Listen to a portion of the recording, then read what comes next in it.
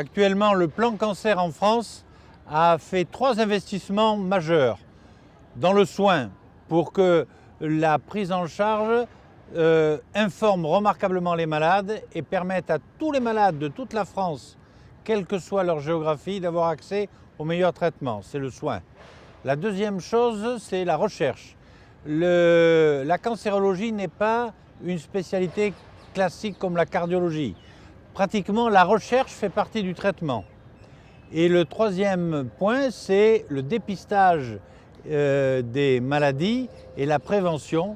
Et dans ces 3 domaines, le plan cancer a investi énormément d'argent et avec un progrès qui est chiffré tous les ans depuis 10 ans. Un malade ne peut être traité s'il n'a pas rencontré 3 médecins de spécialités différentes. Le spécialiste du rayon, le spécialiste de la chirurgie et le spécialiste de la médecine. S'il ne le fait pas, il peut se trouver en faute par rapport à la loi.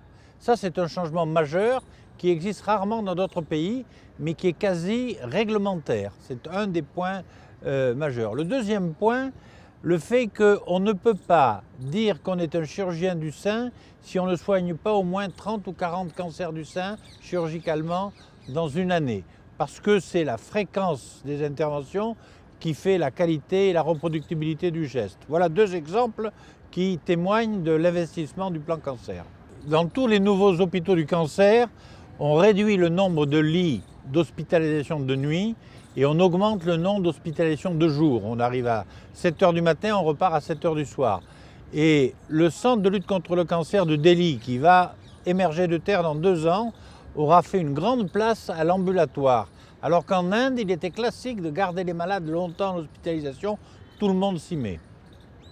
Alors c'est révolutionnaire sur le plan financier, parce que quand vous couchez dans un hôtel à l'extérieur, ça coûte 60 €. Quand vous couchez dans un hôpital, ça coûte 800 € la nuit. Et la différence est la même pour la majorité des malades, sauf en réanimation. Donc ça, c'est un point. Le deuxième point, c'est que les malades sont mieux chez eux, quand ils peuvent revenir chez eux, et ils ne sont pas exposés à quelque chose qui existe dans les hôpitaux, qui sont les infections liées à la concentration de germes dans un même endroit. Donc ce n'est pas une bonne chose de vivre dans un hôpital. Heureusement que les médecins sont solides, les infirmières aussi, mais sans ça, ce n'est pas l'endroit le plus sain.